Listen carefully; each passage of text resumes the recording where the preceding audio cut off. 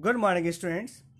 This is the first video of the chapter India after Independence, and this video has been made for class 8th. Now in this particular video, we'll try to understand that how the different concepts or novel concepts were adopted in India after independence, how our constitution adopted certain various important contents or topic from around the world, and how it was adopted in Indian environment. Now let us discuss the concept. Now what is the introduction?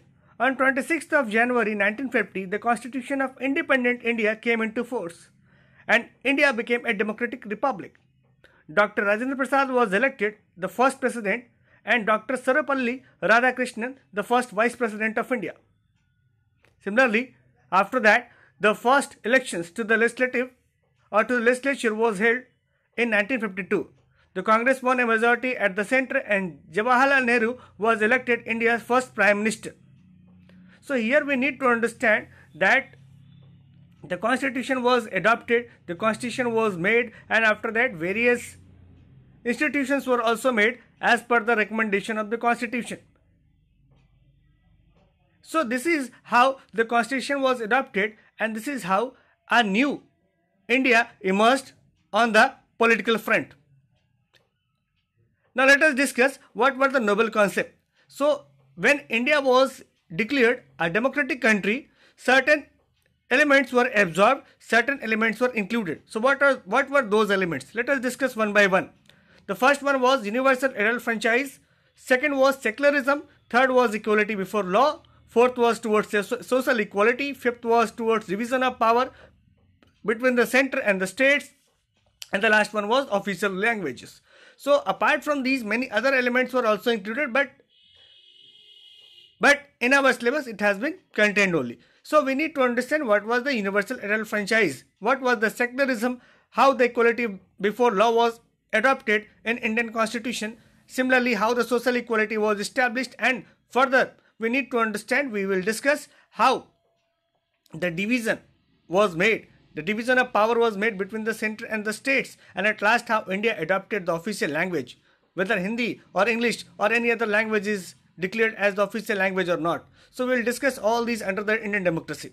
So if the word has been coined for India, that was democracy, it means that India was known for its representative democracy. It means that for that a special provision was made that government will run according to the wish of the ordinary people, or in other words, government will be the representative government. It will be elected by the ordinary people of India, and this is how universal adult franchise, secularism, equality before law, towards social equality, division of power between the center and the states, and official languages were included as a part of the Indian democracy. Now let us discuss the first one, that is universal adult franchise. We need to understand here that when we got independence, at the same time the concept of election was adopted, or in 1952 the election to the legislative bodies were held, and through that election representatives were formed and government was adopted or government was constituted. Now question was how the government was elected, through the election, and who participated in the election? So that was the ordinary citizens of India. So at that time the concept of universal adult franchise was adopted as the part of the constitution. So what was there in the universal adult franchise? Let us discuss here. One of the most remarkable feature of Indian democracy is that from the very beginning of the Constitution of India gave the citizens of the country universal adult franchise. This has enabled all the citizens of voting age to irrespective of the caste, religion, wealth or sex. In many other countries, in many other democratic countries including UK and the USA, some sections of the population such as the poor and the women have got voting rights after a long period of struggle. So India is a country that granted universal adult franchise or the voting rights to every individual without any discrimination, without any long struggle. But if we are going to compare, or if we compare the voting rights process to other countries, we'll find that in other countries it took lots of years, it took almost a decade to get voting rights. So in India this noble concept was adopted. So in India, finally decision was made by the constitutional maker to give this constitutional right to an individual, to each and every individual. So voting right was given to each and every person, irrespective of caste, religion, wealth or sex. Got it? So we need to understand here, this is how universal adult franchisee was adopted as the element of Indian democracy. Generally, we have to understand that whenever there is a provision of election, whenever there is a announcement of election, the most important element of the election is the voters. The voters cast their vote, and on the basis of that vote, government is elected or the major political party is elected, and after that they form the government. So that is why universal adult franchise is a very noble concept that was included as the element of democracy or as the part of democracy. And this is how democracy adopted this system, and it is still going on in the present scenario also. Now, after that, we need to understand the second concept was adopted as the major part of the or as the major element of democracy, that was secularism. India is a country of many religions. Indian citizen has accepted secularism as one of the basic principles. India does not have any religion. All religious groups including Hindus, Muslims, Christians, Buddhists, Jains, Sikh, Baha'is and Zoroastrians have the same fundamental rights. One of these rights is the right to freedom of religion.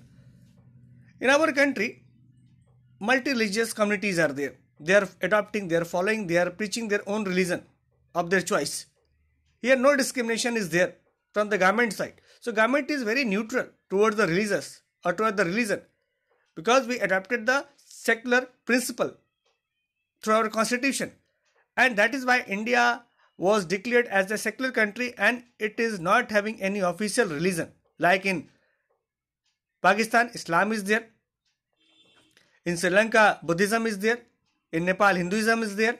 But in our country, there is no such official religion. That is why India has been declared as a secular country, and that is the beauty of this country. So we need to understand that all different religious groups, including Hindus, Muslims, Christians, Buddhists, are having the same fundamental right. They derive the same fundamental right from the same constitution.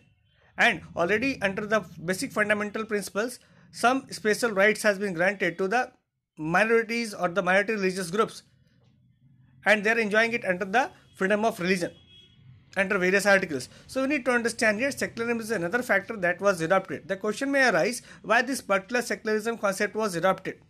When we got independence, several forces were there, several communal forces were there that created a lot of disturbances, particularly between the Hindus and Muslims. This created a lot of disturbances, and finally the country was formed on, and the country was divided also on the basis of religion. So this gave enormous lesson to India, and thereafter India adopted a secular country. At least at the time it was adopted as an ideal or as an ideology. So that is why we need to understand that India was adopted as a secular country, and after that it is still being followed. During independence, so much communal tension was there, so much concept of communalism was spreading. That is why as an antidote to communalism, secularism was adopted by our constitutional makers. And after that, we all know that this concept is still going on in our India, and that is the very response through which different religious segments are binding together, they are bounded together, and there is no such discrimination, there is no such differences in terms of religion. That is why every religious person in our country is free to maintain its own religion, preach its own religion, or cultivate its own culture. There is no such difference, there is no such discrimination. So we saw here two important major elements of democracy. One was universal adult franchisee and second was secularism. So this is all about in this video. Thank you so much.